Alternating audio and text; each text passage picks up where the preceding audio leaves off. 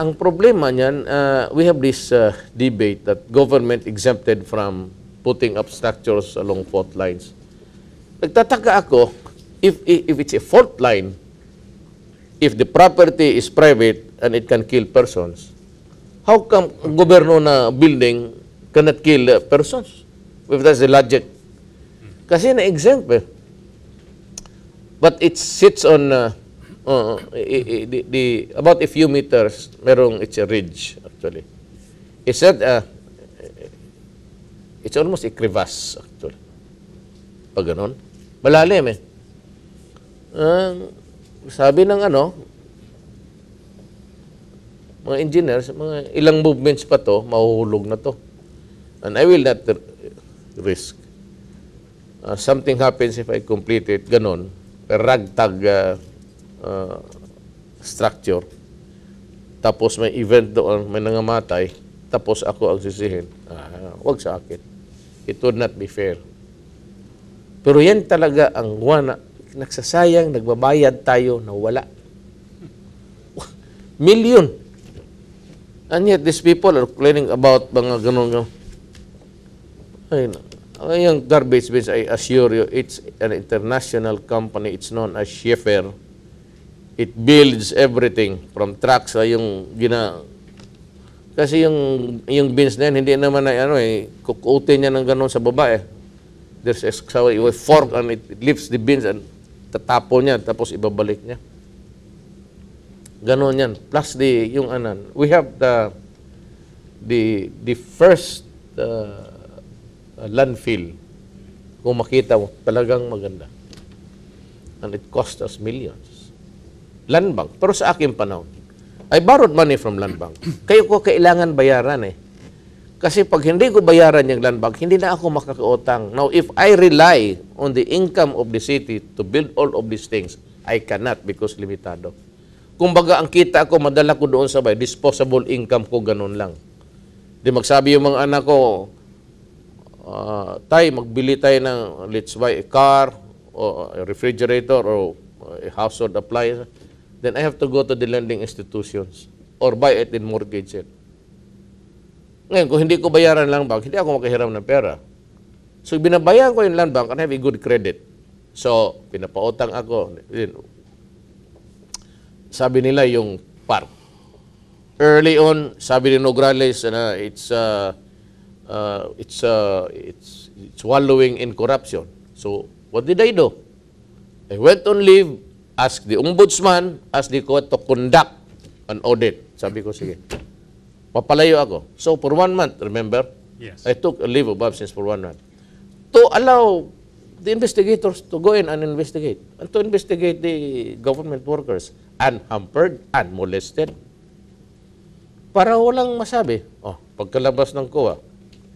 Kaya kung ano lang masabi nila, ganun, sige lang, ganun lang ganun. Ganun lang ganun. And yet, ito si Nograles sa report, the irony of it all, is he lifted yung portion doon sa sa COA report na hindi ko raw na-account yung 2.9 billion.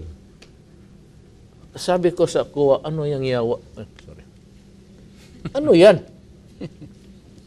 Ba't ko, saan ko kung magnako ako ng 2.9, saan ko ilagay? Doon sa katedral ni Pastor? Pagkasayan doon? So, wala akong pera. Unlike Nograles, wala akong cash advances. I don't, hindi ko ginagawa yan. Mag-cash advance tapos mag-liquidate. Alam ko, diyan ka matigok eh. Ay, nako. Pero polo.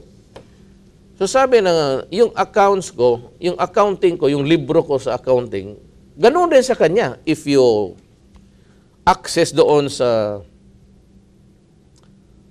COA, Philippine COA,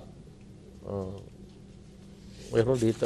Audit report. Audit report ng COA. Doon niya kinuha. Doon ko rin kinuha yung kanya. Anak ng mas malaki yung kanya. Kasi malaki ang Congress eh.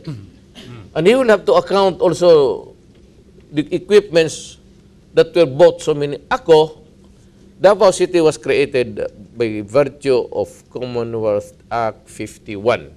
Okay? And it was inaugurated 1936. ang Davao City. Gusto ng COA, nangikinig man sila ngayon, COA wants me to put up my accounting books in order. How can I do that? I can answer for the money and equipments I acquired during my term. Nandyan eh. Nandyan yung Caribbean Bay, nandyan yung plaza, pinupuntahan ng tao. Yung sodium noon, I started it, nandyan. Actually, ito, Pastor, you've been to LA for so many times. Ang Davao, sa taas yung parang LA, spreading ang sodium. Yung gaya ng New York na yung it's cluttered. Ang Davao, it's vast kasi ang Davao, sprawling eh. Ang LA kasi ganon sprawling. Pag kita mo na, pag mag-landing ka sa LA, makita mo, kala mo Davao. No, kasi nakaganon eh. Spread yung sodium. When we started with sodium, I was questioned at that time. Bakit ko daw binili ng ganon na mahal? Eh sabi ko, I want my city different from the others. Or if that is my only motive, do you want to put me to prison? O saan yan? Kita mo, na kompleto. So it's beautiful. We're the only city using sodium. Hindi tayo nagmagamit ng big time tayo, adre. Sodium talaga. Maski walay kwarta. Ganon, 911. Kino-question rin. Sabi ko si question. 911, wala ka makita sa akin na initiative of Duterte. Yung park, wala kang makita, this is the initiative of the... You do not even see my name. What you see there is the name of the guys who spent for it. People's Park.